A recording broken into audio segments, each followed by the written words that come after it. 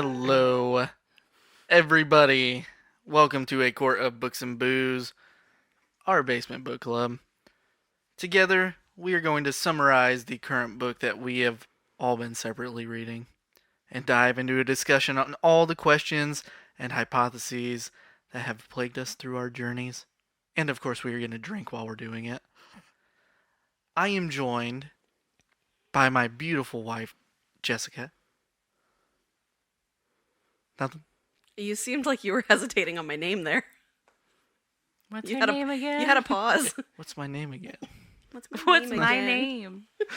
And our very best friend, Amanda. Nothing. Nothing. Man, you guys are lame tonight. Thanks. I am the Skywalker. I thought you were going to say Iron Man. Or that. The Emperor might be a little jealous of that nickname, though.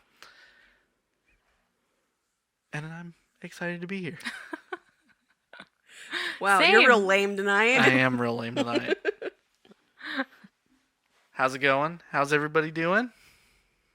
Good, I'm so pumped for this. I'm stressed, but not about this. You got it, Aren't we Amanda. all? It'll be fine. I'm looking forward to it, but I'm excited for it to be done. Are we talking about the series now or my wedding? Because both, definitely both. So, Side note, so Nick and I went and got our marriage license the other day. And do you remember, I thought it was so bizarre, but you remember them asking you if you were closer than second cousins? yes. Yes. I thought that was so weird. And so she asked us this question. She's like, I have to ask you these questions. You both have to answer. So she asked us this question. And Nick, being Nick, makes this big joke. And he's like, no, but good thing we looked at the family tree before we came here. And she was just not amused. She just kept staring at her screen. And I looked at him and I was like, maybe we don't joke with these people. Because, you know, they kind of have... They have the power to, you know, not give us a license. And he just thought it was the funniest thing. Oh my gosh. That is funny. Oh my gosh. But yeah, it was a really interesting experience, to say the least. Oh, yeah. Sitting in that little corner, and they're like, here, read these pamphlets about STDs. Yeah. Well, she didn't even have us read it. She's just like, here, just sign here saying I offered it. And I was Yeah. like, okay, cool, because I'm good. But then there was a couple down on the other side of the office, and I saw the guy, like, had it completely open, reading it. Just gotta be It was sure, right? so funny. So funny. When I went back to turn in our marriage certificate, I was sitting there because they had to go off in the back to, you know, stamp it and do whatever they did. But I definitely pulled it open and read it. Oh my gosh. Maybe it's just a guy thing. I don't know. But Sounds like it. I was like, I'm not interested. Thanks. You're not interested in some STDs? No, I'll pass today. Thanks. Maybe next time. Next time when you come back with your first Yeah, cousin? you know, it's fine. Well, and then we were driving home, and Nick's like, what if we said, like, no, we're not cousins, but we're siblings. Is that okay? So weird. Man, why didn't we think of that? We're not as clever as Nick. Never. Ugh, man, I don't know. It was just, yeah.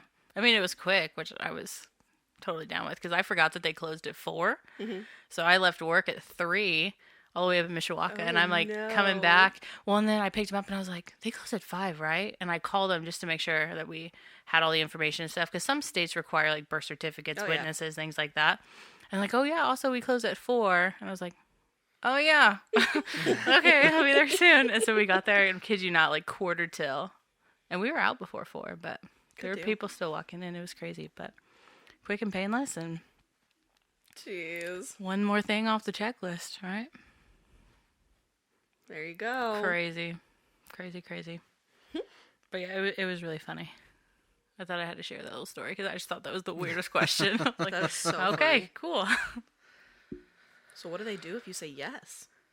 Well, and then they have to continue like asking questions like, have you ever, by a physician or psychiatrist, been like stated that you're not of the sound mind?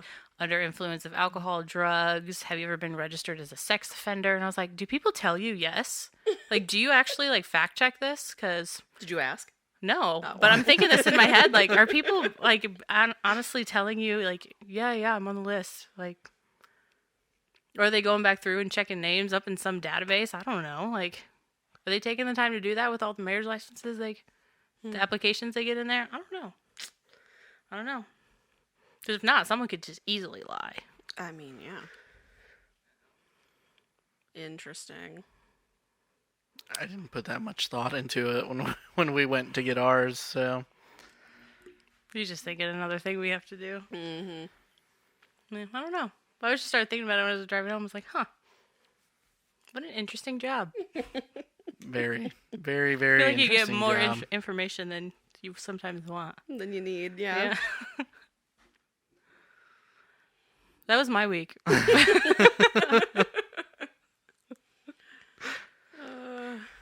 You guys? My week has been binging this book because I've had 2 weeks to read it, but I was stuck on another book for last week, and so then I had to read this one in 4 days. That's about all I have been doing. Trying to get in the last few scraps of good weather. Oh, yeah, it's going downhill from here. Yep, that was today. Today was the downhill.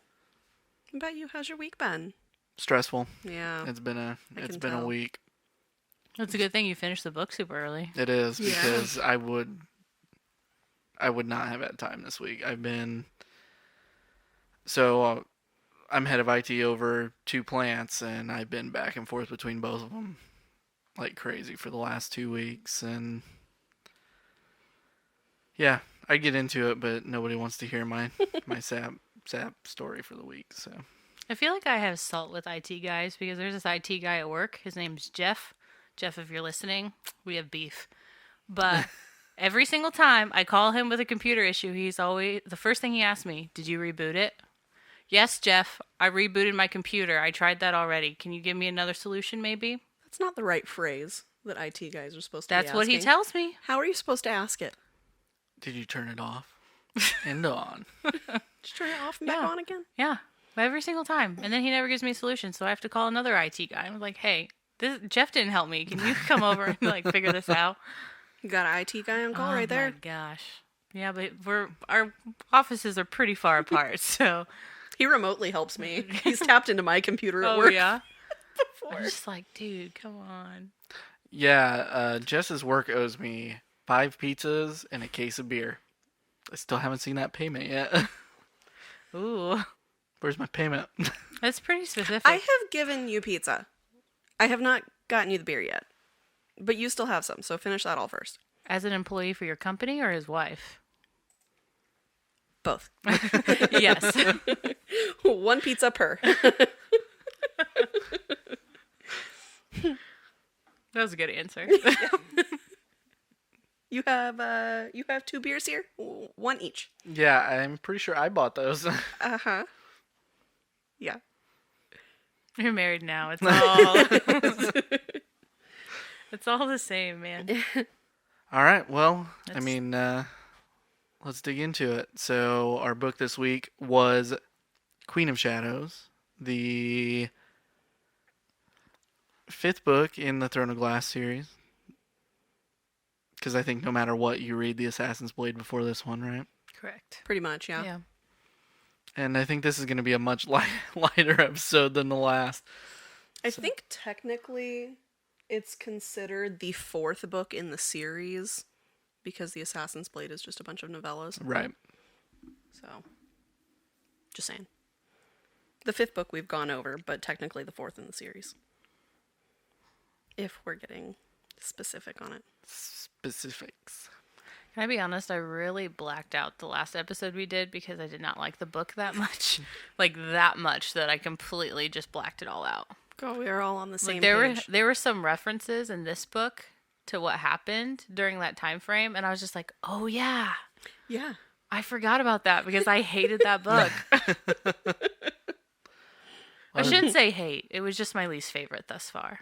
It'll probably remain your least I favorite. think it will remain my least favorite. But I'm just saying, Yeah, there were just things I was just thinking, okay, yes, I do remember that being a topic. Yeah. But then Oh, I that was was a just like, thing. oh, details. I don't remember any of them. It's fine.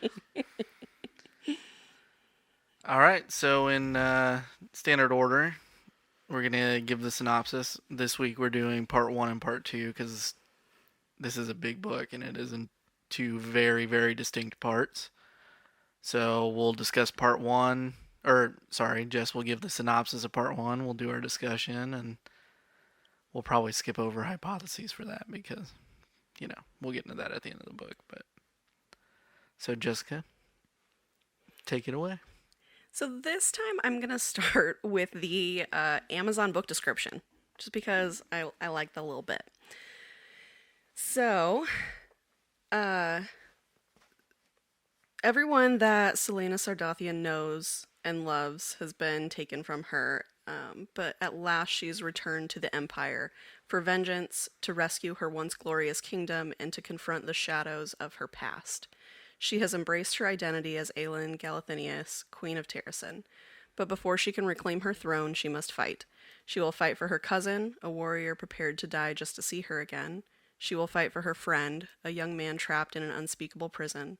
And she will fight for her people, enslaved to a brutal king and awaiting their lost queen's triumphant return.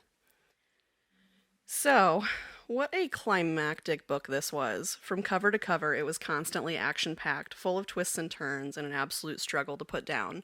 Queen of Shadows was split into 2 parts, and they sometimes seemed almost as if they were separate books by the very end, with the focus of each half. So, part 1 starts with Dorian's point of view, who's been living in darkness. Most of his memories are gone, and he doesn't even know his own name. He knows something is living inside him, trying to overtake his mind. He knows he can't fight it much longer. Meanwhile, Aelin returns to Rifthold and finds Arabin Hamel in a tavern. He tells her that Aedion is imprisoned for treason and will be executed in 3 days. He offers to help her rescue him if she will bring him a Volg demon. He also directs her on where to find Chaol. Aelin encounters Nezran Philique, who takes her to Chaol. They heatedly recount what has happened while they were separated.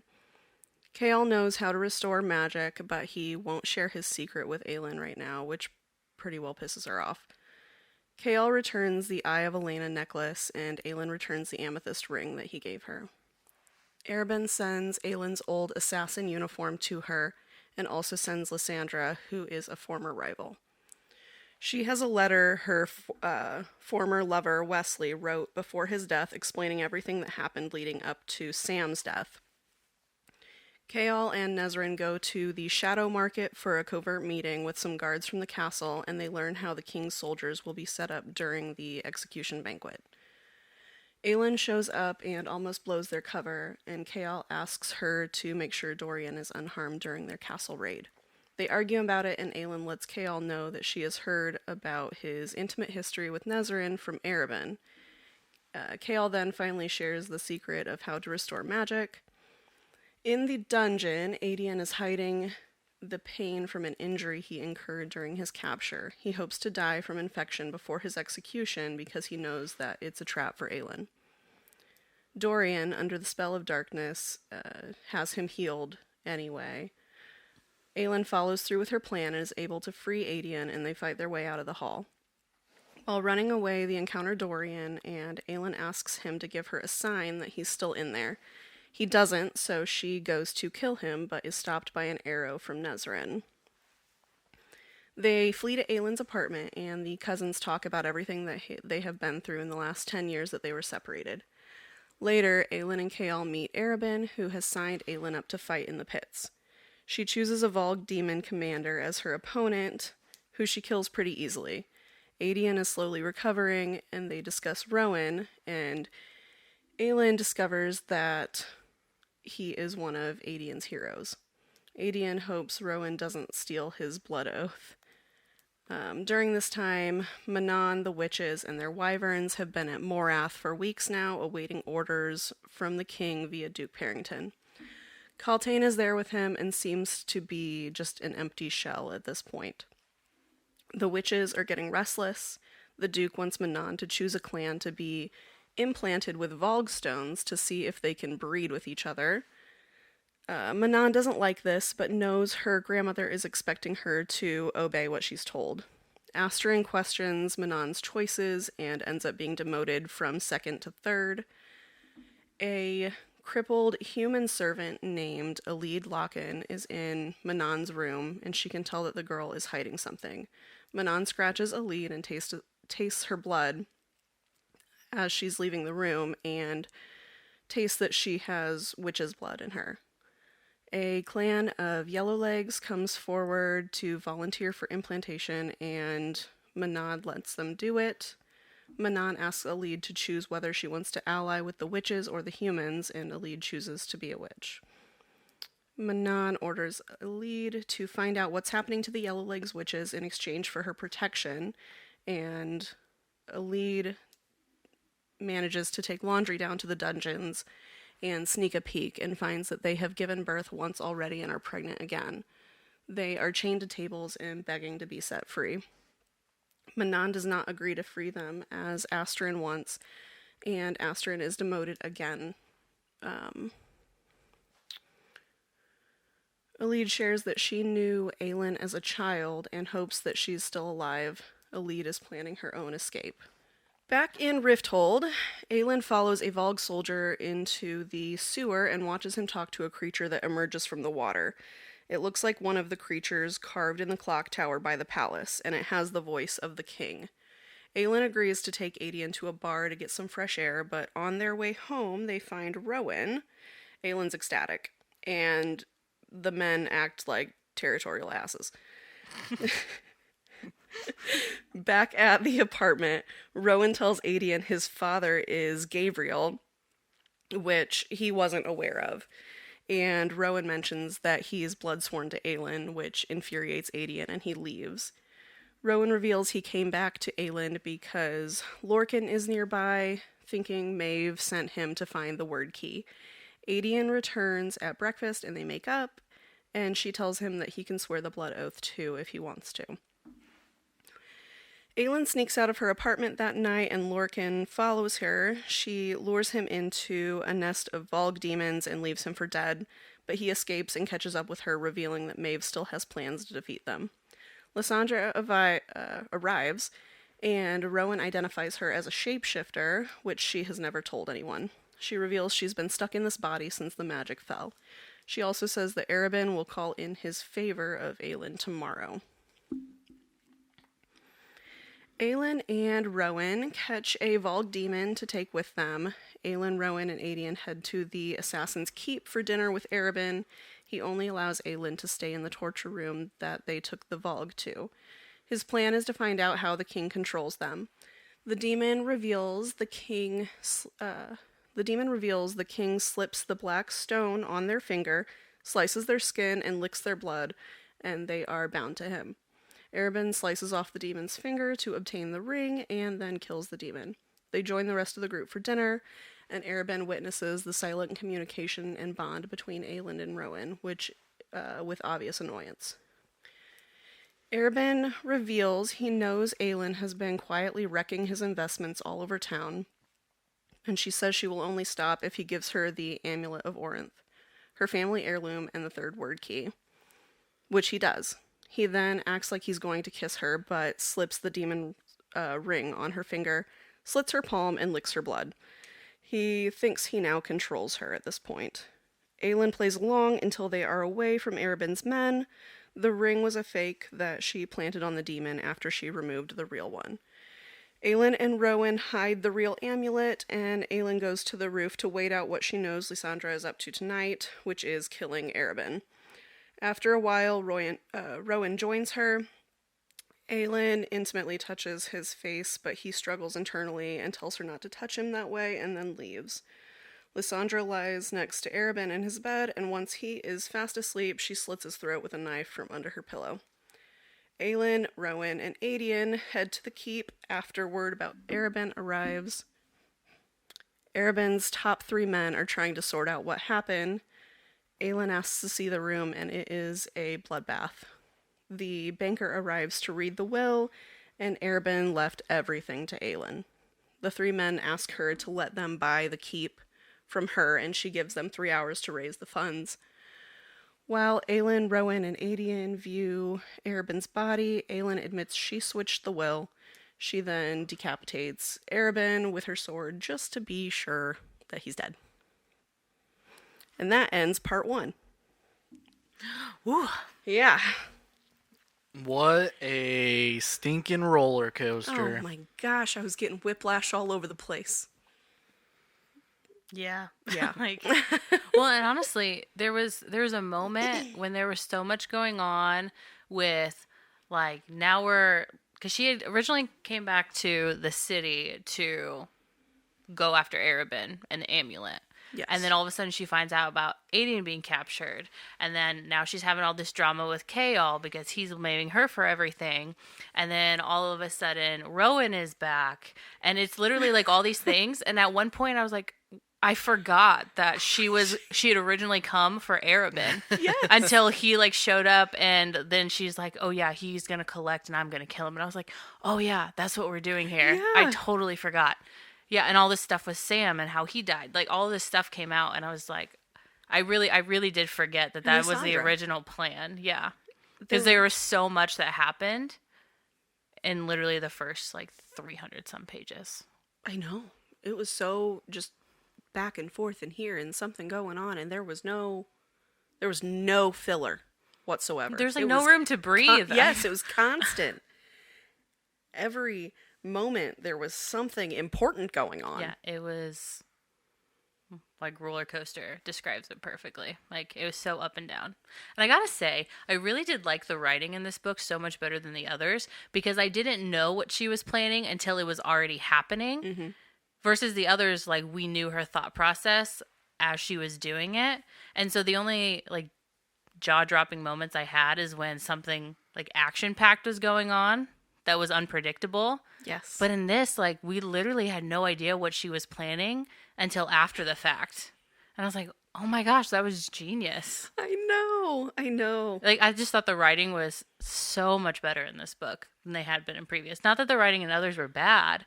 I just enjoyed it so much more because I was like, damn, girl, that was clever. Like, good job. There was obvious improvements between just over the last couple books, barring last episodes. But am I saying that because I really didn't like the last book we read? I don't know. But I'm just saying. But think about it. That was supposed to be like a prequel. So this one, I compared know. with Heir of Fire, then compared with Crown of Midnight, it's slowly gotten better to where this one is just obviously I just enjoyed the story. Yeah. Honestly, like, and it wasn't even like just like trying to get to like a certain point to figure out what happened. I was just in it for the moment because there was so much. enjoying the ride. Yeah, it was good. It was good. But I really liked the first part. It was really, Yeah. it was more of like the behind the scenes mischievous, We get a lot of closure in the first part of the book. Yeah. Arabin's gone. He's done. It's over. Thank Christ. Like I said in the last episode, the Assassin's Blade, I feel like, is written for you to hate Arabin. But by the end of the book, I didn't hate him. Throughout the first part of this book, I hated that dude. And, I mean, just the way that she wrote him, I couldn't wait for him to eventually die. Well, especially at the end of Assassin's Blade, when it came out that he was the one that planned Sam's death and her to get captured. But then when we get into this book and we find out about the letter that Wesley wrote, Oh my gosh. describing literally everything that he had done, like detail by detail. I'm like, oh my gosh, what in the world? Like, we don't, Yeah, they that he never tell directed. us exactly, but the fact that he literally directed his torture Yeah. is just, yeah, Well, you couldn't help but hate him. And they did describe his body as pretty well, like, Right. unrecognizable at that point. So there's obviously something done to the dude. But I don't like that he used, like, the knowledge of where they buried him as a bargaining chip. Yeah, what a dick. Yeah.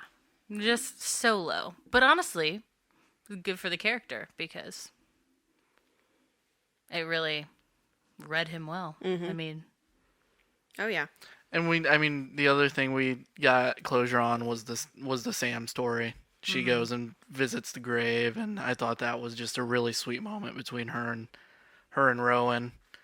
I don't care much for that ship, but I don't either. Jess, you love it. Oh my gosh, I love it. Okay, you know what I really did like Series though? OTP. I really did like the little smut action that was going on across the table, like the little like dirty thoughts back and forth. I was like, Oh my gosh. okay, I see. All right, we're growing up now. She knew what she was doing putting on that dress. Oh, for sure, 100%.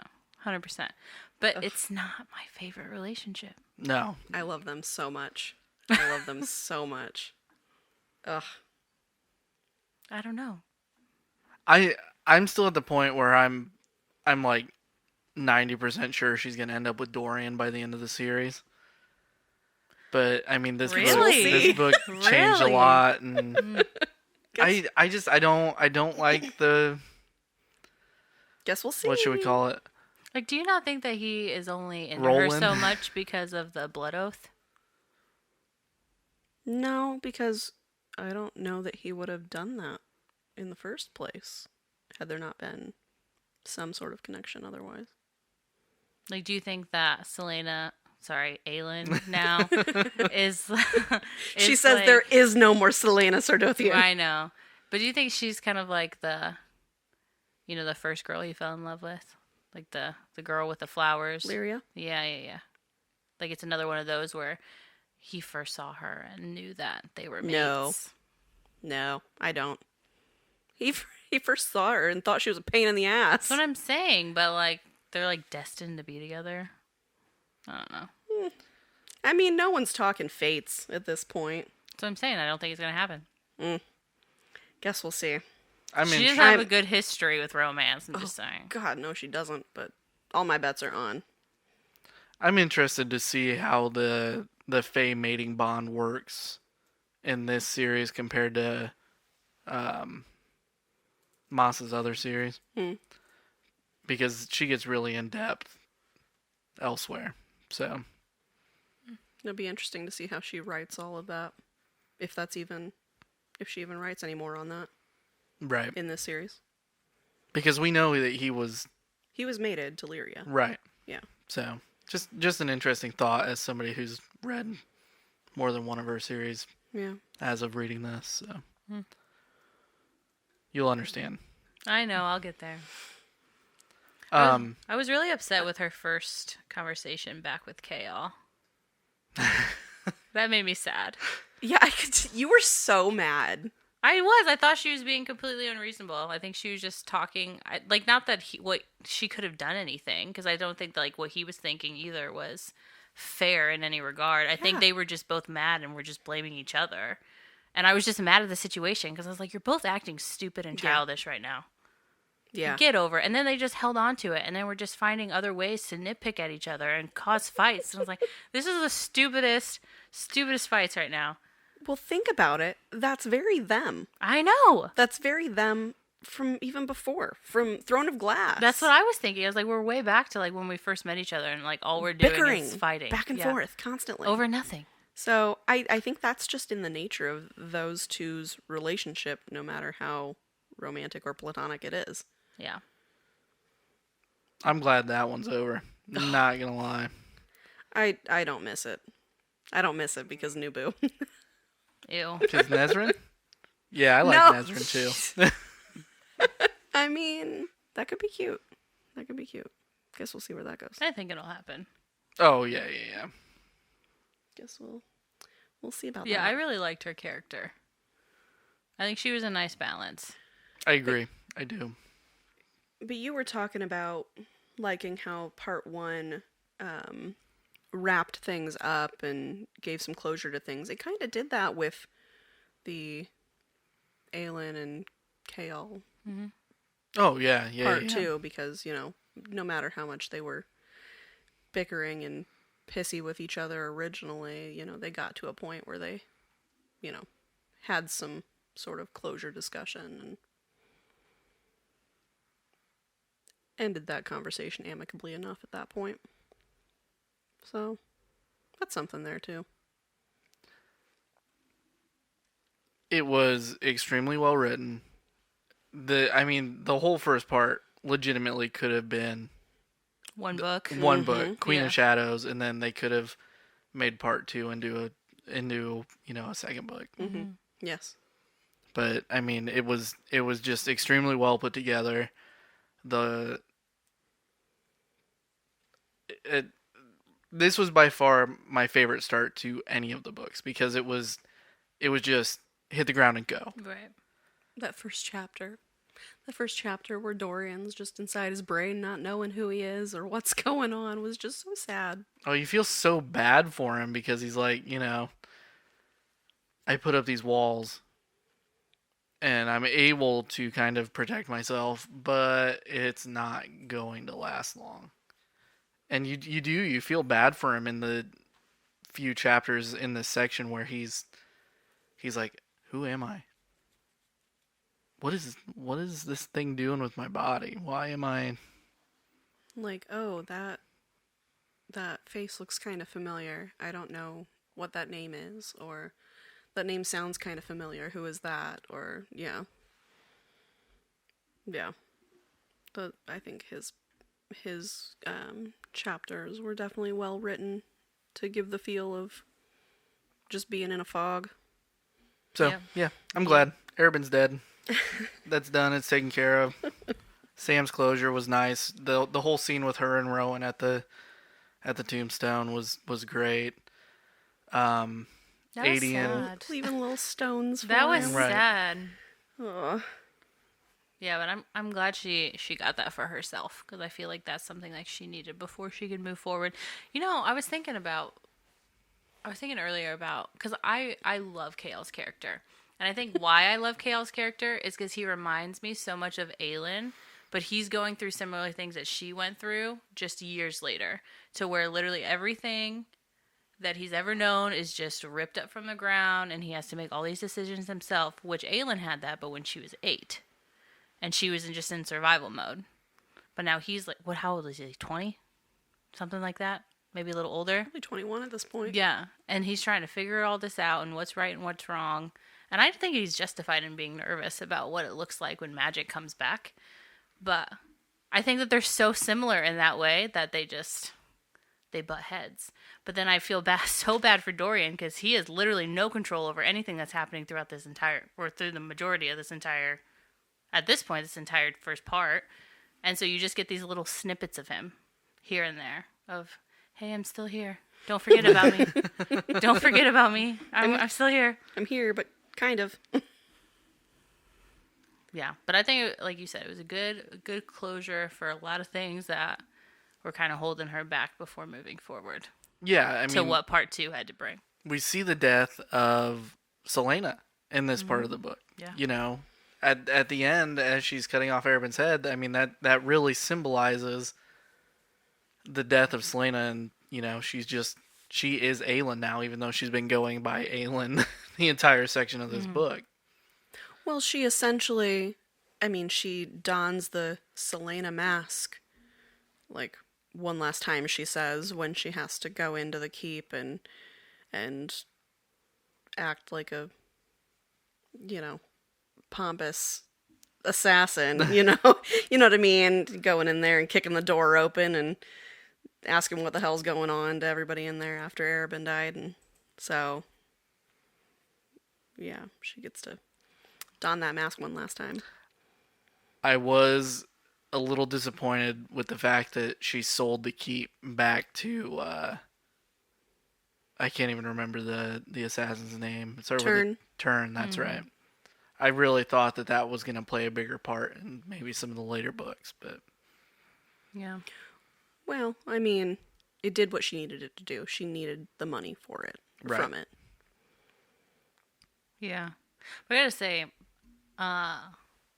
Lysandra being a shapeshifter, didn't see that coming. Heck no. Arabin putting the ring on her finger, didn't see that coming. Nope. It being a fake, didn't see that coming. I literally was so thrown, like those last couple chapters where I was like, what the hell is happening?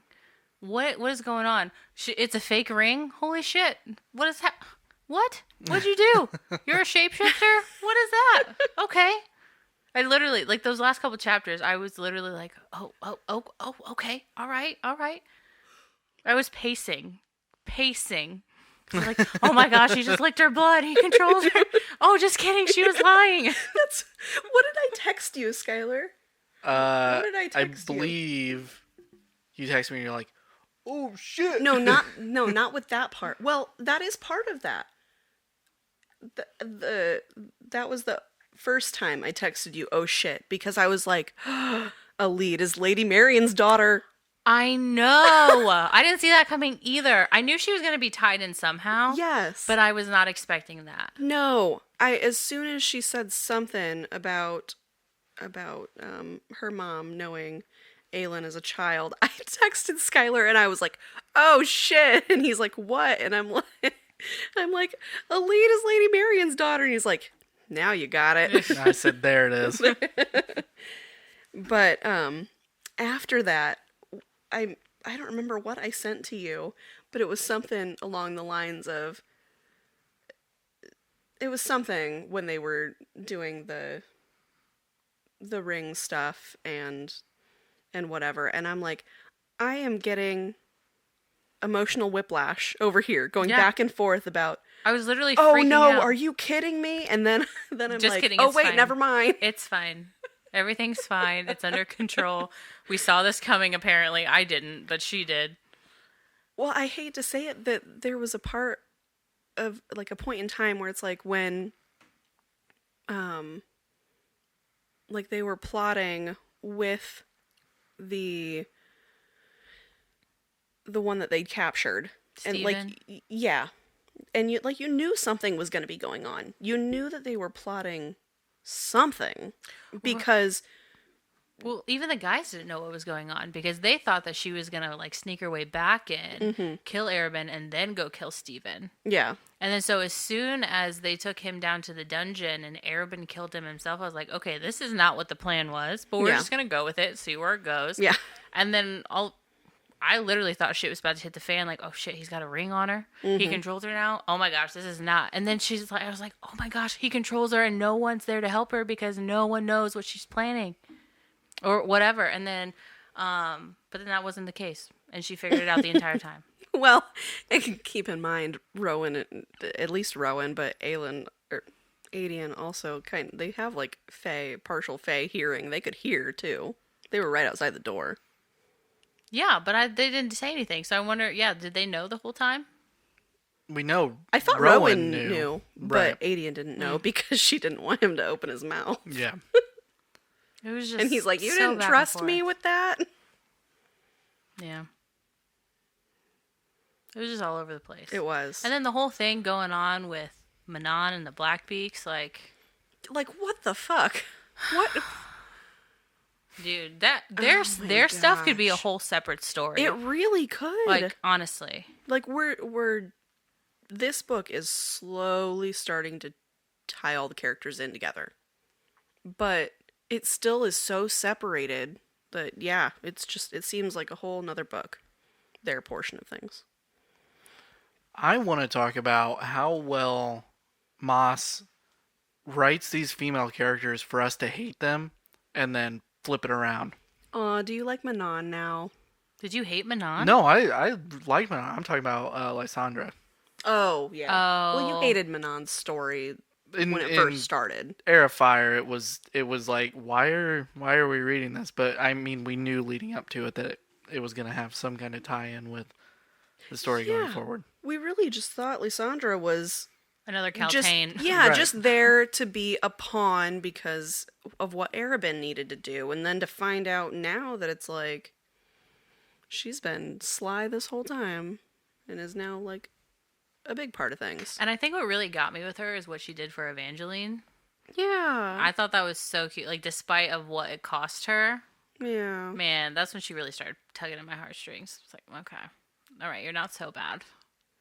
And then she just got better as the section went on. Mm-hmm. I gotta say, like, when I was doing a little bit of research after this, and I was seeing some people's opinions on things, I had to agree with one of them that I saw, that it's like, I think they said that they like the relationship, the friendship that is beginning and growing now with Lysandra and Aelin better than they ever did the one with Selena and Nehemia. It seems so much more genuine. And I 100% agree. Oh, I won't disagree with it. I like Nehemia because she was a badass. Oh, yeah. I was waiting for you to disagree like hardcore. No, Nehemia mean, was like your favorite character. She and was. You were so upset when she died. I was very upset. But on the flip side, I feel like Adian is kind of the replacement for that character. Mm. You know. Well, and the relationship between Nehemia and Aelin, they kind of fed off each other for things that they needed. You know what I mean? It was a... I agree. It was a, whatever. It was a toxic relationship between the two of them. Even though I think they wanted to be friends, you know, as these books have progressed, we've realized that, you know, Nehemia was in it maybe not necessarily and her kingdom and right for her kingdom, even though she probably did want to be friends with Selena. But that wasn't. But Aelin needed her as a friend, and obviously that didn't turn out so well. So I think they were good for each other in the time that they needed to be good For for what it each was. other. Right. Yeah. Yeah. But I mean, Nehemia was very clear about her intentions from the beginning, that the only reason she was even in Rifthold was for her kingdom, to learn the ways for her kingdom and all of that. Man, I miss her. I'm actually really interested to see what that brings about going forward still. Because, you know, we get these glimpses of Elway in the books leading up to this where, you know, the old man, I can't think of his name. There's a lot of characters at this point. I can't even think of his son's name either. Was it Ren's grandfather? Yeah. Ren Allsbrook. Yeah, I can't think of... It starts with an M, doesn't it? It's like Mortimus. It is definitely... No. Morbius. Mort is the door Mort is the knocker. door knocker. But we know that he left to go, you know, warn, not necessarily send Elway. news that Aelin was back. And so we know Elway is in the loop. Somewhere coming up in the story. Yeah. So, yeah. Great section. Great. Fantastic. Great. Loved every second of it. You could not put it down. How many days did it take you to read that? 4. Let's see. We recorded... And that's with a day off. Yeah. Yeah. So I read Monday, Tuesday, finished part 1. Read Thursday, Friday, finished part 2. And that was it. Yeah. That's funny. So I've been sitting on this for a week. Some of us are a little busy. It's all good. It's all good. Did you read anything else? No. I just kind of took the week and laid low. I thought about picking up another book, but I was like, you know, I don't want to. Get it out of your head. I don't want to get it out of my head before we had the conversation about it. So. But yeah, I loved part 1. I really loved part 1. It was so good. So good. And what was part 1 called? The Shadows? Something of Shadows. Queen something like that. Something Shadow. No, because part 2 is called Queen of Light. Part 1 is Lady of Shadows. Lady of Shadows. All right. Part 2, Queen of Light. Aelin, Chaol, and Adian and Rowan follow a tip to the catacombs under the old Shadow Market looking for Hellfire as they plan to use that to destroy the clock tower. They find a temple made of bones and confessions of sinners. They discover that there is an ultimate Volg demon named Erewhon and believe that the king hid him in the mountains of Morath. Nezrin joins them and shares news that the king is building an army in Morath with dark soldiers, witches, and wyverns. On the way back to the apartment, Lorcan appears out of the shadows and puts a knife to Aylin's throat. He wants to know where the third word key is. He says Brannon Galathinius' ring isn't just sentimental to Maeve, it can grant immunity from the power of the Volg. Lorcan wants to exchange their word key for the ring. Rowan admits to Aylin how terrified he was when he thought Lorcan would hurt her, and he and Aylin begin to grow further in their changing relationship. But not a lot because of thin walls and a cousin with fey hearing. Suddenly, Evangeline, the girl Lysandra is caring for, arrives at the apartment. She says the king kidnapped Lysandra because Arabin's will spoke of her shapeshifter bloodline. Kael and Nezrin bring additional news that the king is now traveling to the Oakwald Forest to meet with the leader of the Wyvern Cavalry. Duke Parrington and Vernon Locken tell Manon that they want more witches to be implanted, this time from the Blackbeard clan. They see Kaltain's Shadowfire magic in action, but Kaltain is quietly retaking her body from the Volg demon inside. Aylin's group heads to the Oakwald Forest, and the witches are already there waiting for the king, and they see Manon's grandmother arrive. The king's group noisily approaches, and Lysandra is in a prison wagon with them. Dorian's eyes go straight to Manon, and the demon thrashes inside as Manon approaches. He regains a bit of control over his body in her presence. When Manon asks his name, he can answer her, and the demon returns in full when his father returns, but his memories of Manon linger. Aylin rescues Lysandra from the prison wagon, and Kael whisks her away into the woods. Aylin and Adian witness Manon's grandmother slap her, and Manon pleads her case about what's going on at Morath with the witches, but her grandmother will not listen. Kael leaves Lysandra and secretly goes to kill Dorian, but the 13 are there to greet him. Rowan tracks Kael by scent, and when they arrive, Aylin makes a comment about Baba Yellowlegs, and Manon sees red. The witches run toward her, only to be trapped by an invisible wall that Aylin constructed using Kael's blood in the grass and word magic. Aylin and her court flee. The witches track them down at a temple in the middle of a ravine with a series of old bridges connecting it to the land. Rowan gets shot in the shoulder with an arrow, and Aylin and Manon fight an epic battle on the island. Astrid and Adian want to join them, but are both told not to interfere. The island begins to collapse beneath them as they fight. And as Manon is about to fall into the ravine, Aylin turns back to save her. She carries her over the bridge to safety, and Manon now owes her enemy a life debt. Rowan is not in good shape from the arrow in his shoulder, and they take him to the only healer that they might possibly trust, a midwife at Nezrin's father's farm. Kael apologizes to Aylin for causing this mess when he went after Dorian. They also run into Fleetfoot. The most important part of the book. Best character Fleetfoot ever. is bad. My favorite character. I was really excited to see that, honestly. Manon tells the king that there was an attack, but says she killed all the rebels. She asks the king if he will use Shadowfire with the weapons from her grandmother. They are giant transportable battle towers lined inside with ancient mirrors. The mirrors can amplify any power the king chooses to use. Alid's uncle Vernon captures her while the witches are still gone, and he has figured out that she has Blackbeak blood and locks her in a dungeon cell.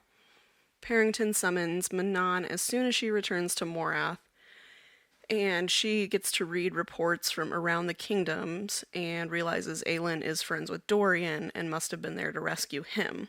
Since Parrington provided her with information, he requests another group of witches for implantation. Astrid asks for a private meeting with Manon and tells her a secret from years ago.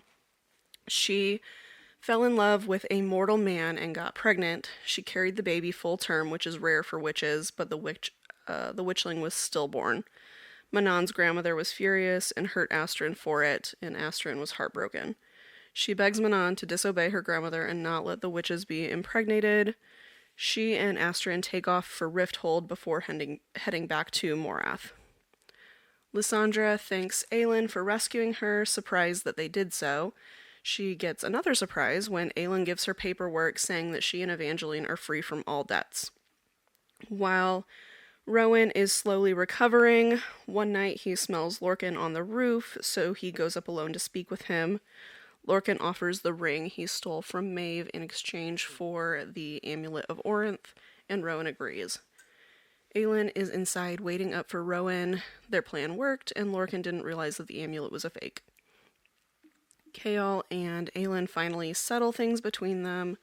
It goes well, and Chaol feels at peace. Aelin tells him Nezrin is interested in him, and later that night, Chaol and Nezrin discuss final battle plans, and Nezrin takes him to a city temple. She tells him about the southern continent where her father is from and how the best healers in the world reside in a city there. They hope after all this is over they can figure out where to live together. Aelin and Rowan finally share a kiss the night before they go into battle, promising more to come once it's all over. The next morning, Aelin sees a message written on a banner from Manon meant for her. It says that the human is still inside Dorian. Rowan and Adian carry urns of hellfire in the sewers below the city and the catacombs below the castle. They realize that Lorcan has lied about killing all the word hounds. Some of them are waiting there to attack. Aelin leads Chaol through the city as a prisoner, and when they get to the castle, the king's guards, who had been Chaol's spies, are skewered on the castle fence. King's guards escort the two of them through the castle. No one searched them for weapons. It was a little weird. They make it to the king, who is seated on his glass throne with Dorian beside him. Dorian recognizes their faces, but the Nevan pulls those thoughts away really quick. The king reveals he knows who Aelin really is. He makes his guards leave and says to stop pretending Chaol's a captive. Aelin asks where the word keys are, and she tries to keep him talking to buy Rowan and Adian more time to blow up the clock tower. Rowan and Adian are fighting the word hounds. They know they're behind schedule as the clock tower strikes noon. Aelin reveals her Eye of Elena necklace and says to let Dorian go or she'll destroy it, and then Erewhon will stay locked up forever. Aelin takes off running, and the king sends Dorian after her. The king moves to follow them, but Chaol steps in his way. Dorian chases Aelin through the castle, and she climbs higher in hopes the tower is destroyed soon to fight his ice with her fire. She jumps to a glass-covered bridge high between two castle towers, and Chaol tries to kill the king to release Dorian from his bond. The king fights with black magic, and the word marks drawn on Chaol are failing. It appears that the king destroys him with one final blast. Aelin and Dorian continue to fight on an icy castle bridge high in the sky. She continuously tries to jog his memory, but only the demon is there. He stabs her in the side with blades of ice. Rowan and Adian have killed 4 word hounds at this point, but 3 remain. Neither can get the fuse to blow up the clock tower. To everyone's surprise, Lorcan shows up to help them. They then beat the remaining 3 word hounds. Adian blows the explosives and destroys the tower. The blast traps the 3 men in the tunnel between debris and Volg's soldiers who have just arrived. Manon and Astrid feel the return of magic as they're flying back to Morath. When they arrive, it's in chaos because of the effect of the magic. Manon looks for a lead and rescues her from the dungeons. She knows there will be consequences for defying Vernon. Kaltain ends up helping them escape. She blows up the mountain of Morath and sacrifices herself in the process. Parrington survived the blast and has new battle plans for the witches. Manon tells Elide to run and head north to find her queen in Terrasen. Aelin slips Anthral's ring on Dorian's finger as he stabbed her, enabling him to fight the demon in his head. The demon uses Dorian's power to send ice daggers at Aelin, but now her magic has returned and she counters with fire. Dorian finally sees Aelin through his own eyes. Rowan, Adian, and Lorcan are trying to fight their way past the Vogue, but they just keep coming. They're prepared to fall now that they've restored magic and fought their hardest. They think it's hopeless, but then a ghost leopard appears. It's Lysandra in a new shapeshifter form now that magic is freed, and she helps them fight their way out. The king shows up where Aelin and Dorian were battling and says Chaol put up a good fight but is gone. Chaol's death and the ring on his hand bring Dorian out of the demon's hold. He snaps the word collar from his neck, and Aelin and Dorian fight together against the king. As Aelin nears burnout, the two clasp hands and their magic intertwines. They fracture the king's power, and when it's drained, they hear him speak in a foreign voice, his own. He says everything he did was to keep Dorian safe from Parrington. When they were young, the king and Parrington opened a crypt in Morath, and Erewhon took over the duke's body. Erewhon's minion took over the king's body. The king says he sensed Dorian's power as soon as he was born, so he built the towers hoping to protect him. He asks Aelin to kill him for all he's done, and he tells them Chaol is injured but actually survived. Aelin is glad she slipped the Eye of Elena in his pocket to protect them when he stayed back to fight the king. Dorian delivers the killing blow, and the glass castle shatters. The bridge they're standing on explodes, and they fall. Aelin uses every last bit of power she has to prevent the glass from decimating Rifthold. She feels wind magic from Rowan come up beneath her to give her a soft landing in the grass, and she briefly passes out. When she wakes up, Dorian is beside her and Chaol is beside him. Aelin moves to the castle grounds to tell the assembled onlookers that their king is dead, but the prince lives. She says he's in mourning, but will emerge as their leader soon. She vows to keep the city safe until Dorian is ready to rule. Then Aelin, Dorian, and their companions hole up in the castle to rest and recover. Lorcan visits Rowan and says he knows that Adian's father is Gavriel, and says that the battle is far from over. When Aelin awakes, she visits Dorian, and he is struggling with the things that he did while wearing the collar and the weight of his new responsibilities as king. Aelin says that she will be there for him when he needs her, and their kingdoms will be allies. Dorian is beside Chaol's bed when he wakes up. Chaol is paralyzed due to his back being broken. Dorian recommends he goes to the healers at the South Continent and then names him the King's Hand. Chaol and Nezrin talk about making the journey to the healers together. Aelin appoints Chaol as ambassador for Terrasen to the Southern Continent. She wants him to try and woo them to join Terrasen and Aderlin while he's there. Aelin, Rowan, Adian, and Lysandra say their goodbyes and leave the castle to begin their journey. After 3 weeks, they set foot on Terrasen soil, and at long last, Aelin, Ashriver, Galathinius is home. Whew. What a ride, man. So that was part 2. And it was just as action-packed, if not more, as part 1. Yeah, I mean, Nobody knows what to say. Honestly, let's- I feel like part 2 was like the end of Game of Thrones, where you're like, everything's like built up to this moment, and it was just as good as I thought it was going to be, with the king and fighting him and everything. It was so good. So good. But like I said, I think part 1 was like all the mischievous, undercover stuff. Did you not like part 2? No, but can I just pause you? Because you said it was like the end of Game of Thrones, where everything lived up to what it was supposed to be, and it was how it needed to be at the end. And let me just tell you that anybody you ask about the end of Game of Thrones, cover your ears, Skyler, I have headphones is on. No. is not gonna say No. that they agree with it ending as it should have. Okay, let me back up then, because I also did not like the end of Game of Thrones. However, it was 8 seasons built up to a big war. Okay. Which is I get what it you're was. I get what you're saying there. Because I did not like season 8 either, but that's a whole nother podcast. Yeah. We But won't. Sky hasn't seen that. it was so. a huge buildup, and I get it what you was mean now. so good. It was so good in this book, and I loved it. Oh yeah. I loved the little ties with Dorian and how that was like a side fight. Man, that was just icing on the cake. So good.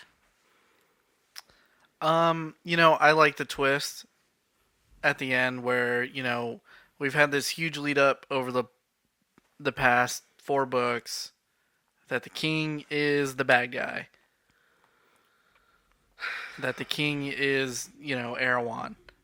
And then we figure out it's Duke Barrington.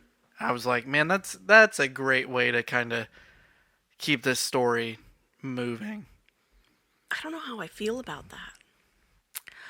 I thought that from as soon as I knew that there was in Morath, I thought it was the Duke since he was over there controlling the witches anyway. I thought that's the Duke was gonna be that because we still have 3 more books to go through. Yeah. And so I knew that they were talking about, like going into the castle and all this stuff. I was like, well, the king dies. It can't be that easy. Yeah. So when we had originally heard that name, I assumed it was the Duke, and that it was going to be more than just, yeah. I wasn't ready for the second part of this book because I didn't expect the king to die. Not yet. No. No, I figured that was Endgame. That yeah. was, we have 3 more books to go through. That was the final boss. Yeah. That was so Big bad, yeah. I thought it was an extremely well placed kind of plot twist at the end of this book where he's like, "Oh, hey, no, I'm not the real bad guy." I tried to fight it, but I couldn't. I know, but I'm telling you right now, if there's one more bad guy, like it's not actually the Duke, and we're getting into a whole like Pretty Little Liar situation. Oh, gosh, I'm gonna Don't be even mad. Get started on that. I'm gonna be mad. Where it's like, oh, every other episode, it's someone different. So I'm really hoping that like we have like this build up to, because now all the focus is now gonna switch. Yeah. To whatever's happening in Morath because they have no idea what's going on, and so. All that attention is going to shift over and it's going to be like this whole new focus, this whole new fight.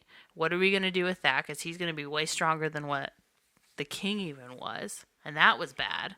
But now we have a word key.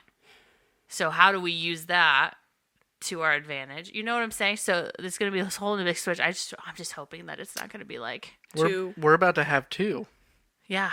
Because before Kaltain kills herself, I mean, and half of Morath. Yeah, she pulls the word key out of her arm. Yep. Because gives it to the lead. Yep. During this whole section, and I think even in part 1, they're talking about how she's got this giant scar down her arm, and at the end of it, she's like, "Oh hey, if digs you it out of her arm. if you see Selena Sardothian, give her this." And I was like, man. The whole first book of hating this lady, and now she has this. Kind of makes you feel like shit. What was your name for her? Bitch. She was. She was. So, back on the king thing for a minute. I don't know how I feel about that. About it wasn't actually me. I'm good in here. I was trying. No, I think that's bullshit. And even if it wasn't, I just don't think I like that part, personally. I would have liked it to just stay. Where he was saying that he was just protecting Dorian? Where he was at fault. I don't know. I think it was like a cheap way to write him at that point. I don't know. But as far as like the Erewhon thing, I thought I didn't catch on that it would have been Parrington. I thought it was going to be his own entity. I thought they were going to raise him as him, as just a shadow creature or whatever, some sort of word demon. Even though we know that the Vogue can't seem to live without being hosted by something. I was just thinking because it was Big Bad. I was thinking that would be different. It'd be some sort of, maybe he would embody the mountain or something. I didn't realize that. Well, he's buried beneath the mountain. I thought this was a Game of Thrones reference again. Oh. But I did not see the Parrington thing coming. I think Because it seems like he was so fairly anticlimactic this entire time. But it makes sense, but right? he's Yeah. the king's hand, correct? Or Yeah. is he just right? Yeah. So when I started thinking that it was the Duke, it was partway into part one where they were talking about when they were going to like save Adian, and they were talking about like the whole aspect of everyone who was there, and obviously like the Duke is with Caltaine and Morath, and I'm just like, man, the king seems really obvious. Because I was thinking about this more, and then the further we got in, and they started talking about Arwen, I was like, and he was in Morath, I was like, in the mountain, I was like, huh. Yeah. Now that I think, like, the king just seems like an obvious choice. It's like, what if it's the Duke? And then it came out it was him. I was like, that's really smart. But then I'm really curious because I would love to pick her brain. Because I'm curious if this was always the plan, or we made this little twist so we could have 3 more books. If what was always the plan. To have Duke Parrington be the bad guy. Well, Because up until this point, it didn't necessarily have to be. There was no indication that it was the Duke.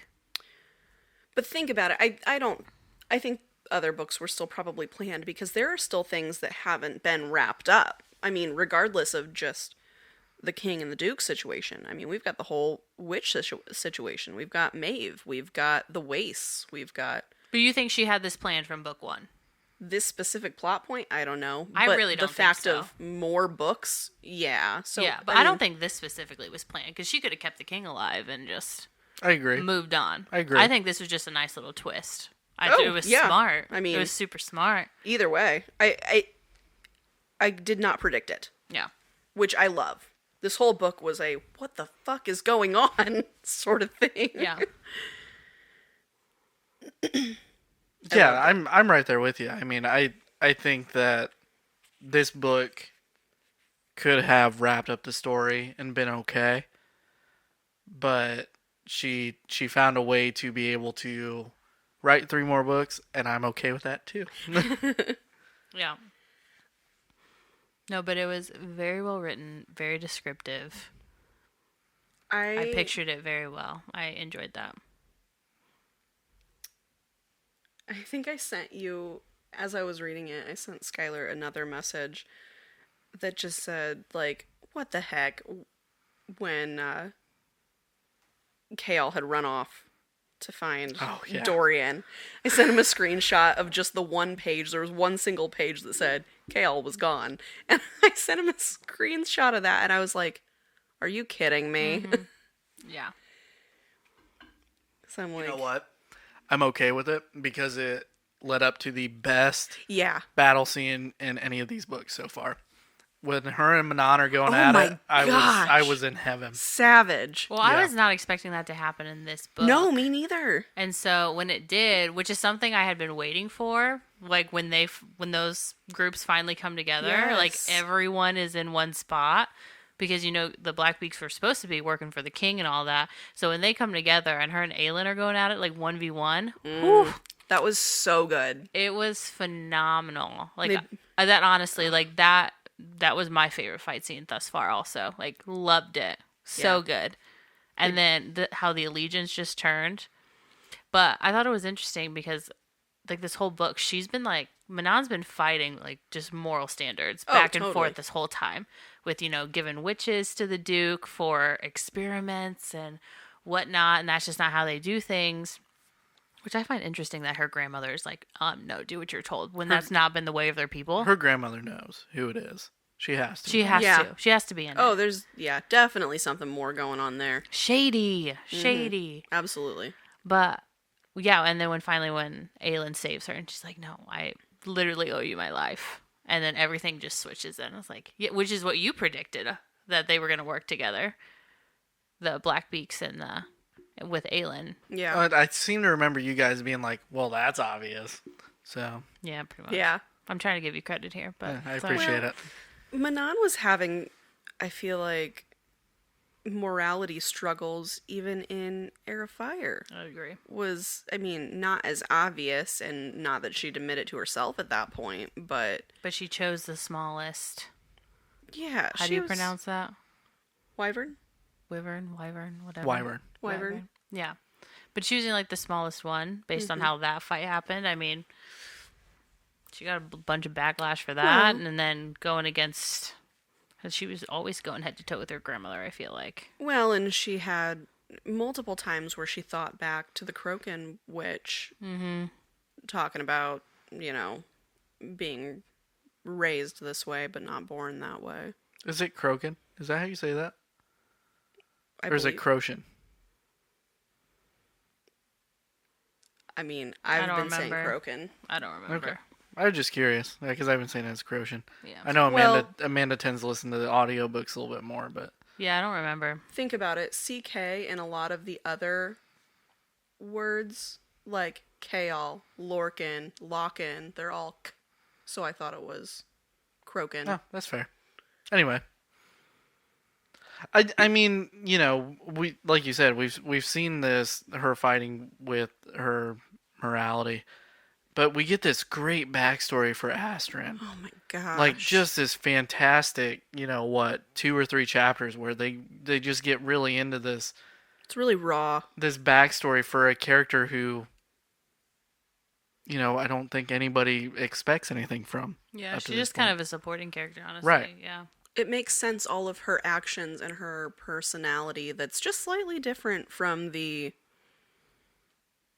straight face, straight lace, black beaks. And then, I mean, it makes a lot more sense too as we're going through this that the rest of the 13 know because of the way that they act. Yeah. And I was like, man, this is extremely well written for just kind of an secondary character to Manon.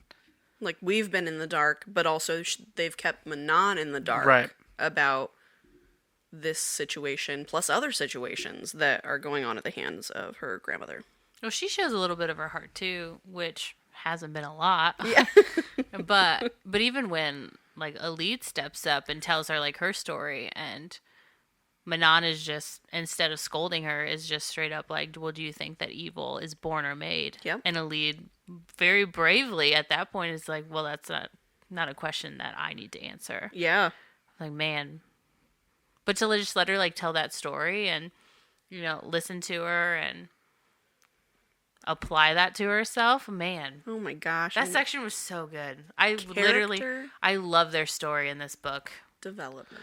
I was really, really hesitant in Airfire. They were introducing Airfire. Yeah. Right? Yeah.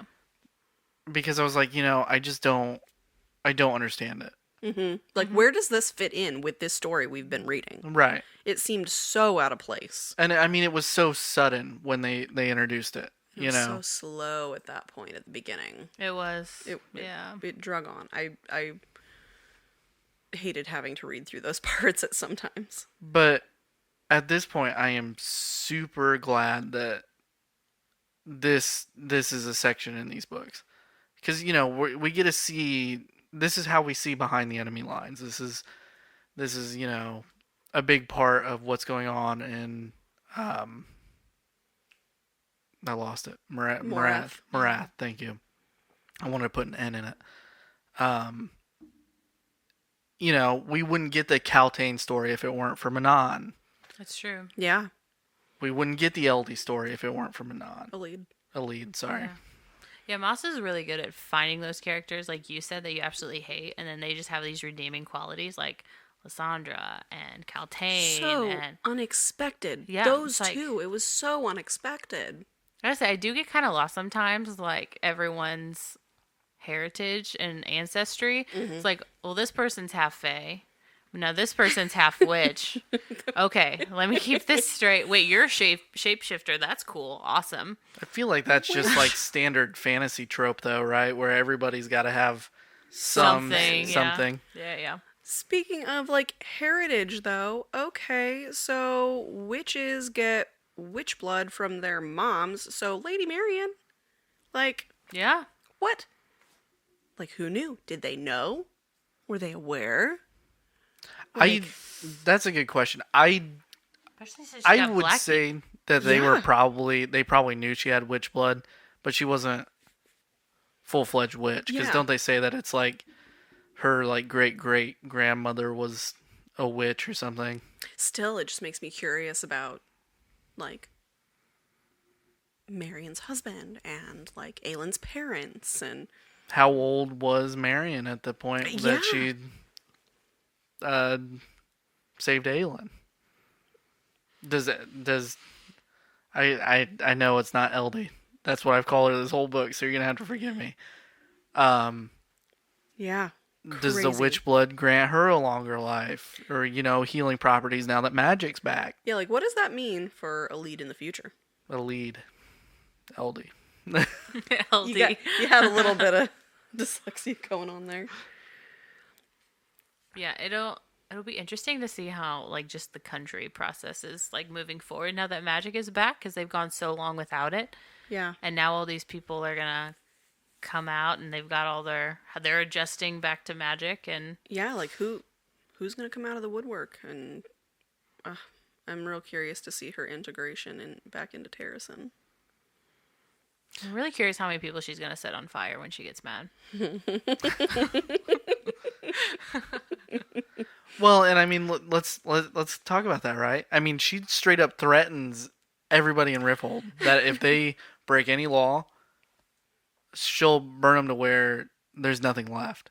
She did like any threat she can. I feel like she was just throwing them. Like even like Adian when he got pissed off about Rowan taking the blood oath, which I think he was justified because she didn't tell him and he was expecting to do that. Sure, whatever.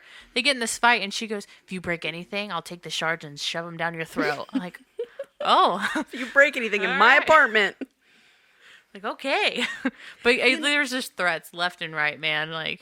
I mean, I think she was just being super protective over Dorian at that point. When she threatens everybody. Because she knew that he wasn't okay and needed to heal at that point. Yeah, but at the same time, I mean, Adian. she's shown her power. Who are you talking about, Dorian? Yeah, at the end where she threatens all the people that are out there, Yeah. I see what you're saying. that she's like, Give him stay time. in line, give him a little bit. But I mean, at the end of it, the people of Rifthold have seen what she can do because she literally saved them from the entire glass castle falling on the Yeah. city, and now there's a giant glass bubble around A wave around is the what I stone pictured. castle.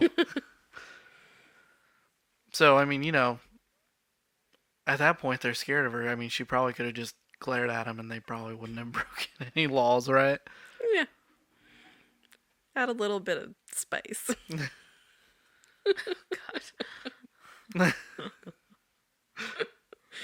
Oh. It was so good. Yeah, it was very well written. It was so good. I'm super happy with this entire book. Yeah. There wasn't a chapter in this book that I thought was poorly written or Filler. yeah. Misplaced or anything. Were you ever bored? Mm-mm. No. Not at all. There were no parts I was like skimming through because I was like, can we get done with this section? No, it was like one of those like it ended and you're like, oh shit, okay, I gotta read one more. Oh shit, okay, one more. One more. Yep. Especially towards the end. I mean, Yeah. those last Yes. like 12 chapters were like, Mm-hmm. I can't put this down. I can't Ugh. Right. put it down. Right. I was up until 2 a.m. one morning because I couldn't put it down On a work night? on a work night. Oh my gosh. Jess was passed out, and I was like, oh no, what's going on? Oh my gosh. And then I finished it the next day. But When I thought that Adian and Rowan and Lorcan were not going to get out of those tunnels, Yeah. I was stressed. ready to cry. I was getting very emotional. And I was like reading between doing things at work. So I was like, I can't handle this right now. I cannot handle this at this moment. I can't take your phone call. No, I'm like, I can't keep reading and then end up sobbing because at one point I'm like, oh, I'm just loving what's going on. And Skylar's like, yeah, but have you cried yet? And I'm like, no, am I going to? I hate those comments, Skyler. Stop that. So I was very thankful for Lysandra at that point because I did not think that was going to end well. I wonder why she chose a leopard. because her and Adian talked about it. Because Adian was terrified of him. Yeah. I don't remember that. Yeah, it's when they were on their way back to Rifthold from the rescuing her. Yes. Okay, I do remember They're that. talking about like wildlife and her Yeah, being a yeah. shapeshifter, and he's like, I forgot just that never part. turn into a ghost leopard. Yeah. And Aylin's like, yeah, their green eyes will get you. And she looked at him with her green eyes. Yeah, I forgot that was the top. That was a conversation. Yeah. That's I thought it funny. was very fitting. Yeah, totally. Okay, I mean let's talk about our biggest disappointments with this book. Did you have any? All right, you can go first. You obviously have them. I do. I have one giant disappointment with this book. Kale should have died. It would have been way more impactful for the end of the story. I can't say that was a huge disappointment, but it was a little disappointment for me. I was surprised, and it was a little disappointment. I think the way that he sacrifices himself at the end, it just would have made a lot more sense to have let him die. I think the whole Nezrin story would have been really well flushed out after that. We would have get to actually see a little grieving from one of the main cast at this point, which we've seen, but not full-fledged. And maybe we'll see it in the coming books, but I mean that out of everything in this book, that was my one thing that I was like, Yeah. because there are 2 points we could have let him die. Well, and I didn't realize, like, I had this oh shit moment, when Aelin runs out and Dorian chases after her, and like, I don't know if she says something or gives a look to Kaol or something, and it was at that point that I was like, he knows he's gonna die. That's what they were saying on the way in when she's like you did a good job, or you know. Mm-hmm. Something, whatever she said to him at that point, and then I was like, oh, well, that's more impactful now, realizing that that was his plan. Amanda, you got anything? I didn't really think about that being as something. I mean, I did expect him to die, and I like you, Jess. I was surprised when they're like, "Oh yeah, he's just paralyzed, but he's fine." I did expect him to die because I thought that conversation was like a nice ending moment. Like, hey, we're good now. You did a good job. Well, so you did what especially since he's been struggling with that the whole time about serving a king that he has for most of his adult life, but then knowing what he's doing is wrong and figuring out his own path. And so I thought that was what was going to happen, which I had expected him to die eventually, and I thought this would have been a good moment to do it. So I don't know what I necessarily see for his future going forward, but I don't know. I don't know if I would say that I was disappointed that he wasn't. Did you have any like other disappointments in the book? Things that you didn't like?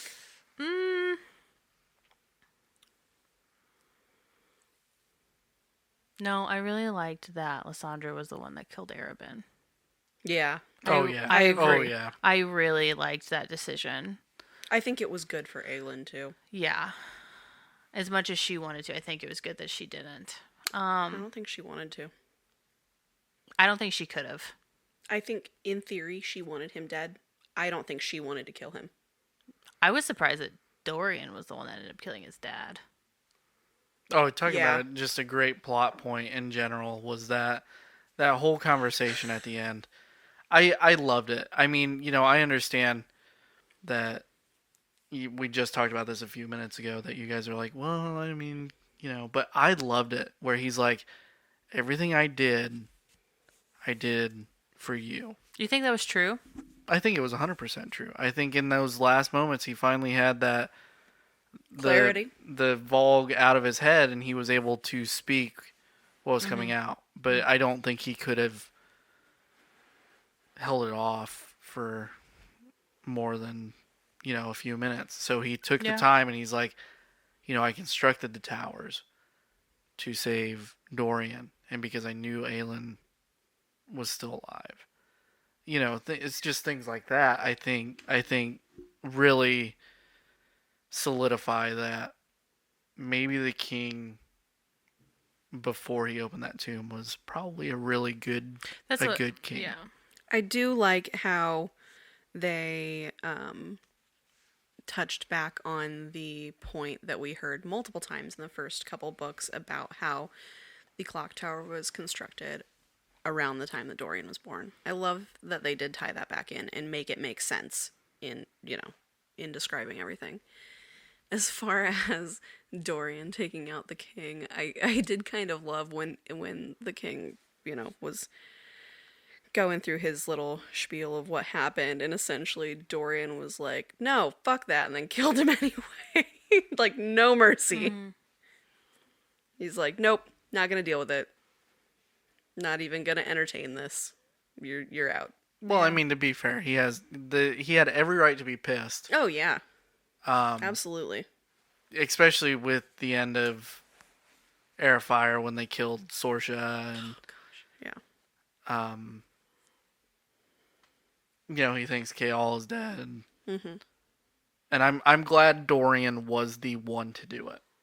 I was just also surprised. I was. Yeah. I thought, because, despite the fact that, like Arobyn and Aelin, it's this person that has done so many bad things, but it's also the person that raised you.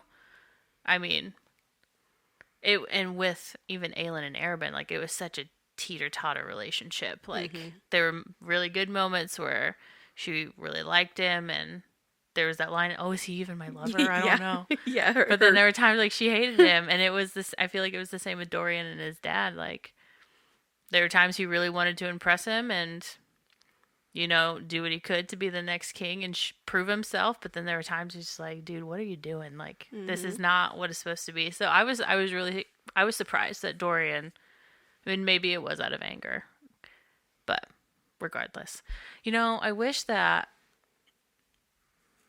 this is just me personally, because as it should be, my mind, I wish that when Manon found out what they were doing with the Yellowlegs down in the dungeons, that she would have, like, stepped up for her kind, but I understood why it couldn't have been that way for her character. I get it, and I appreciated the back and forth of what she was internally dealing with, but I was just like, oh my gosh, how can you just sit there knowing what they're doing downstairs? Because we have a moral compass. I was just like, oh my gosh, okay, all right. She literally gave you just like a play-by-play of what she saw, but whatever, it's fine. We'll just move on and pretend it's not happening. Well, and let's talk about the description of the witchlings. Well, Ew. Gosh. I'm thinking about the gentleman who walks out of that room and then proceeds to die 3 chapters later. And it was Roland, It was right? Roland, which, the one person who had Dorian's back through Crown of Midnight, and then he just disappears for a whole book. Yep. And then he gets introduced and then immediately dies. Yeah. I was kind of bummed out about that. I know. Too. I wish he would have been, he would have played more of a part in all of that. We had enough background characters that came and played big parts. I think it's okay that he stayed background character, side supporting, whatever you want to call him. I did like that little plot point there, though. I think that was another thing I messaged Skyler about I was reading. I was not expecting that one either. They gave the description of the guy, like, when Alid saw him in there with the witches, and then they gave the description of the guy when he came up, into the room with the 13, and it didn't register with me until... It didn't register with me either. No. He said his name, and then I was like... Okay, there it is. So I like that was a little... There are just so many plot points that the author just circles back on and makes connect in places that it should, and I appreciate that. Like the other one where when the king is talking as himself and points back to the time that he went and had dinner at Aylin's parents' place when she was young and made a point of saying what he was trying to do at that point and like made that make sense. So Think about that though, right? Where he's like, I wanted you to kill me at that dinner. That's why I was messing with your head. mm-hmm. And your mom stopped it. So her mom is now the direct reason that Terracin was taken over. Her family is dead. Think about it though, if that actually happened and Aelin actually killed the king at that point, things would not have gone well. Oh no, they wouldn't have gone well, but Terracin at least would have had a fighting chance. Because they're like they mention it throughout the books that Terracin was a powerhouse because of the magic and But I mean, it wouldn't have gone well for the king and queen of Terracin because their daughter killed the king of Aderlin. Like, but they would have at least been able to defend themselves. That's just what I was getting at. If they would have gone to war with, they could have got shit from people in Terracin too, like for just killing someone no reason. you think? I just think it would have. I mean, it doesn't matter. It's not like it happened, and it's all a book anyway. But I think that This is the alternate story. it could. I think it would have. I don't think it would have been a good situation. I'm just throwing Obviously, it out there what that, actually happened was not a good situation either. But that we can start pinning the blame back on. Yeah, And now over- let's sorry, didn't let my daughter kill the king. Yeah, Whoops. now let's talk about our mommy issues because it's all her fault. All right, guys. I mean, let's talk about what we think is going to happen in the coming story. In what? What are we doing next? Yeah. Why do you guys sound so defeated? Because it's a lot. It's a lot. Well, regardless of talking about how we're doing the next book right now, like, yeah, what do we have theories for what will be coming in the future? Regardless of what book it's in. So, we've seen the alliance between Manon and Aelin. And Manon is like, okay, I'm going back to Morath. Marath. Thank you. Like I said, I keep wanting to put an N in there, and it just doesn't come out. Where do you want to put the N? Morinth. Oh, I didn't know if it was like Moran or Norath or Moran. Monath or... Do we think that in the coming books it's just going to be all-out battle between the witches and Terracin and... I don't think so. No. No? I don't think we're there yet. Mm-mm. I think there's going to be a lot more build-up. Mm-hmm. I think that might be a Kingdom of Ash thing. I think these next two books are going to be very, very political. A lot of people placement for getting things all in line for the final battle. Yep. I think there's going to be a lot to do with Adian and his ancestry now that he knows who his parents are. I think that that's going to play a big part in this next book. Do you think we're going to get closure on the Maeve story in this one? I bet that'll be Kingdom of Ash. I think that'll She's be the last brutal. one. Yeah, I don't know. Yeah. I think that's going to fall in the last She's one. a force, man. I really don't think that she's going to go down easy, so I don't think it's going to be... I feel like we have to get closure on one of the two side stories going on with Aelin right now. And that's either the Vogue or the Maeve. And I don't think we're going to do them both in the last book. But we've got like 3 big, like, issue people. Whatever you want to call it. We've got Maeve, we've got Parrington, and then we've got the witches. They're separate. No, the witches in Parrington at this point, I think, are still considered one. Because they go back to Marath. There's no N. I can't help it. Yeah. Marath. They go back. And Manon says, we're going to fight. I still think it's. I mean, there's still a separate storyline going on there. I mean, despite what they're being used for, they still have their own agendas and storyline amongst themselves as the witches.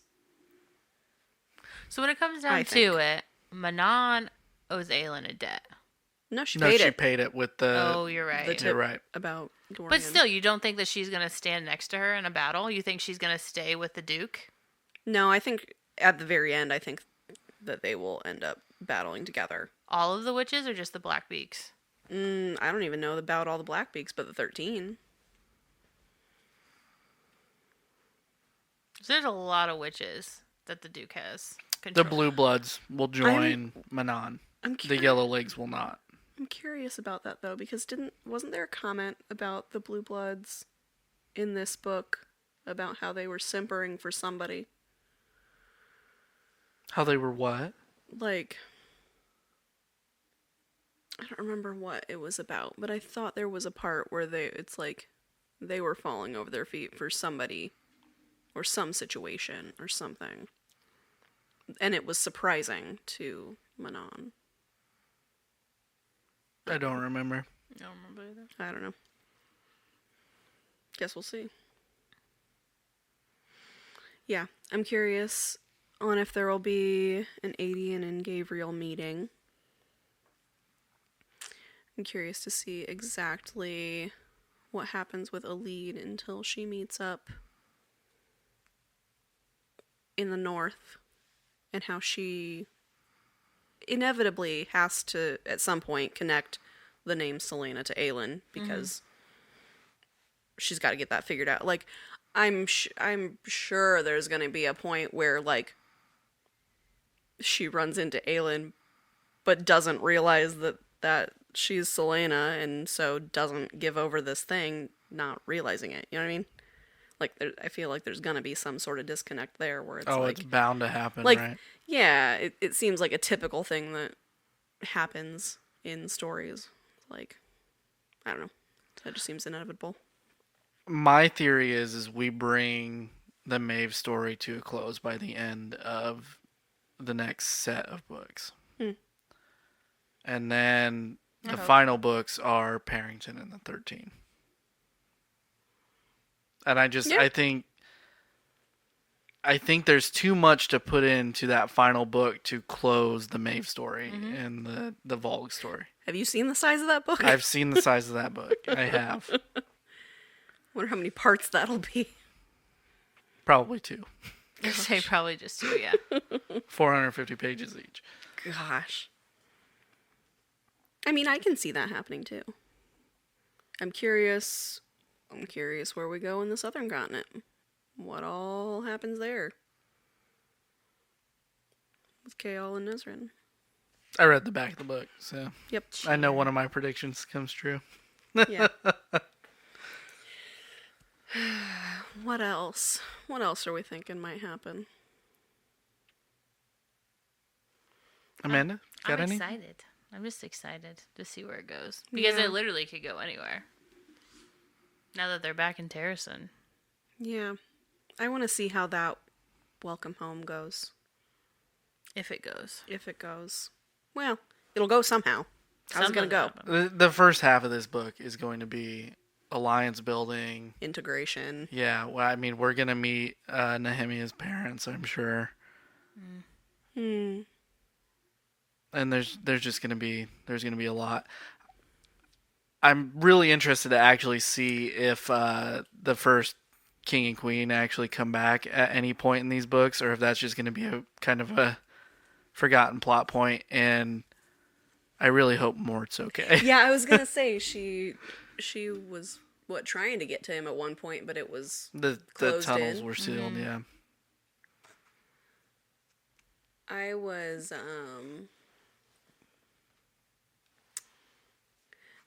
excited when Aelin went to go fight in the pits, and the name that she used.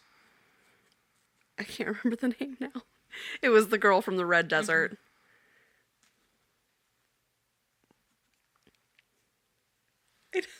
I know. I forget the name, but I know what you're talking about. Yeah, well, there's a callback to a book that I don't think any of us want to remember, but No, but it was just one of those things where it's like tie it into something, make it make sense. And yeah, and it did. And I enjoyed that. I can't think of what her name was. Start with an A. Lots of names in here start with an A. Amanda, you got anything else you want to add? You want to talk about? You're looking pretty tired over there. I am. No, I think you're right with the political stance because, she's back in Terracin trying to reclaim that land. Dorian's going to have to figure out how to Be king. be a king and maintain all of that. So it'll be interesting. Not in Kansas anymore. It's a great movie, Jessica. I didn't say it wasn't. Jessica, do you have anything else you would like to add? No. I don't. I went through we went through a lot. Yeah. We did. Definitely did. Looking forward to the next two. What are you guys drinking tonight? Bud Light. Twisted tea. I love my twisteds. I got blueberry wine, so Oh, blueberry wine, nice. let's rate this book. Oh, I forgot about rating the book. Ooh. Ooh. Who's starting?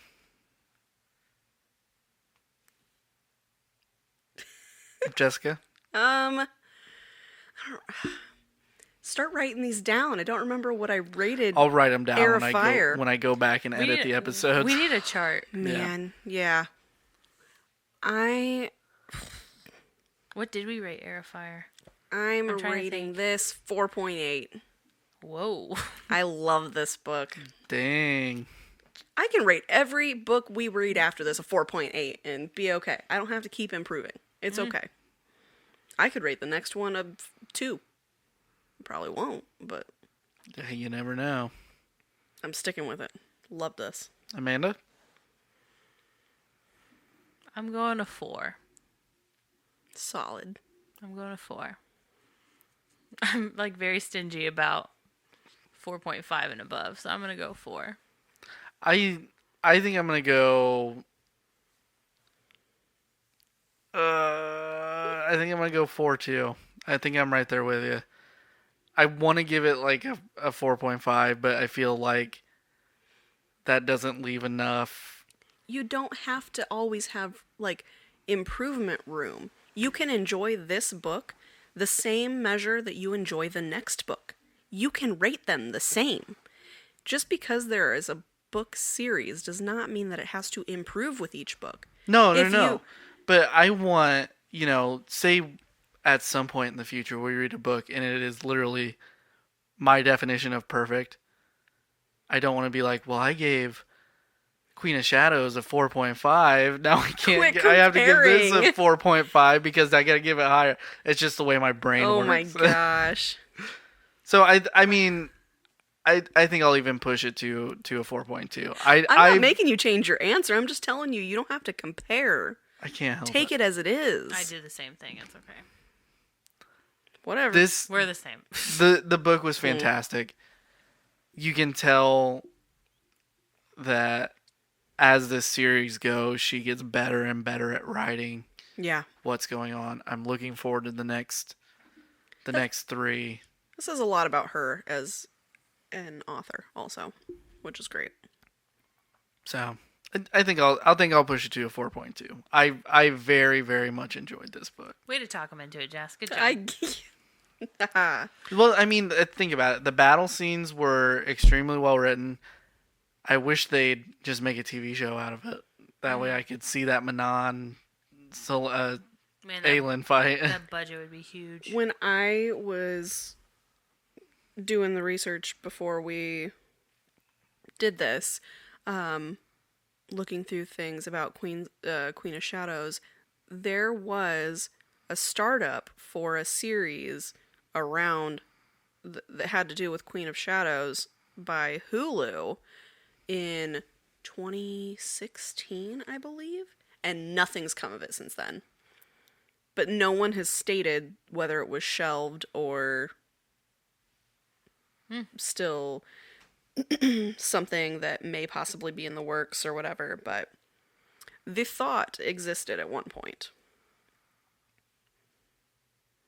She's working on A Court of Thorns and Roses for streaming. Yeah. Okay. Yeah, but that's just been within The last couple years. Right. Yeah. And that's been slow to get going too. I'd rather see this than that. I'm not even going to get into that. Okay. Not even a We'll get debate I into want to that have. later. I have no After opinion. Amanda's read 'em. So I have no opinion. No, but I think I give it a 4 just because, not that there was so much going on that was bad. It was just a lot to keep track of. And I did lose track of the initial goal that was presented at the beginning. Because like I said earlier, like I'd completely forgot that we were there to get the amulet. Totally spaced that because there was just a million side stories. So I think that's why I went with a 4. Not that it was bad and I didn't enjoy it. I just really want those high numbers to literally be chef's kiss. It was a little busy at some points. Not that the busy parts were bad, but you're right. It was hard to keep track of some things. Like, I agree. It was hard to keep track of when Lorcan was here, when Aelin was there, who was on the streets when, where Rowan was coming in, like what section we're doing what in, like in that whole area with me. Well, and then there were certain chapters that switched perspectives, but then there were certain sections within chapters that switched perspectives. Yes. So I was kind of like hopping all over, like I said, it was fantastic writing. It was so good, but I did have to like at a couple points like set the book down and be like, oh, deep breaths.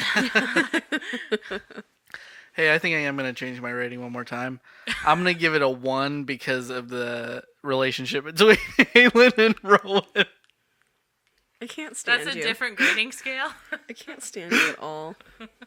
If we're rating these books on Aelin's We just go through and rate the relationships. Let's rate all her love interests. They're all sub 1. Oh my gosh. What a man.